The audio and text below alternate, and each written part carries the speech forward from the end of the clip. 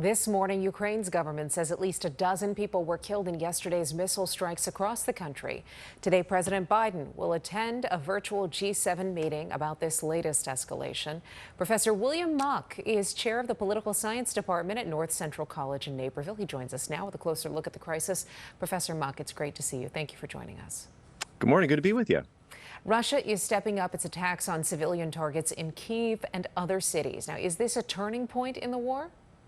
I think that's a good way to think about it. So over the last month, we've seen a dramatic shift in the conflict. It's gone from a stalemate to where neither side was having an advantage to suddenly where Ukraine is winning this war.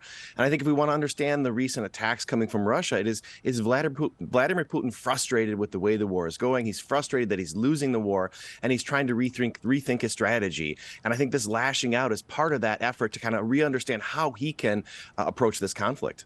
Putin was reportedly furious when an explosion caused a bridge linking the Crimean Peninsula with Russia to partially collapse on Saturday. Now, what is the significance of that bridge? So that bridge both has symbolic and strategic importance. So strategically, it's the main connection between Russia and Crimea. So they've been using it to get supplies, soldiers to Crimea. So strategically, it's really, really important. But it's also symbolically important. So when Russia took over Ukraine in 2014, there was a lot of argument that this is not legitimately part of Ukraine or part of Russia. And so for Putin, this is what they say, no, we have a physical connection now between Russia and the Crimea. So this is really, really symbolically important for him. And to say that he can keep Russians and Crimeans protected. So when this attack on the bridge takes place, it makes it clear that he cannot protect Russians in the Crimea. So I think this is a devastating attack on his own power. Professor Mock, Putin has talked about nuclear warfare. That's a worst-case scenario long been discussed in Ukraine and in the West. How seriously should we be taking this rhetoric?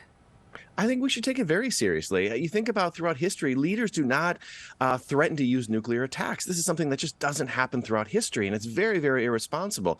President Biden has been referencing the Cuban Missile Crisis lately, and that we've entered that type of situation. Now, I don't think it's that dire. I think it still remains very, very unlikely that Putin or Russia would ever use nuclear weapons, simply because the costs are going to be so high and the benefits are so low. He would become a pariah in the international community, and it's not going to really help him all that much on the battlefield. So I think it remains a very low chance. But that being said, it's not zero.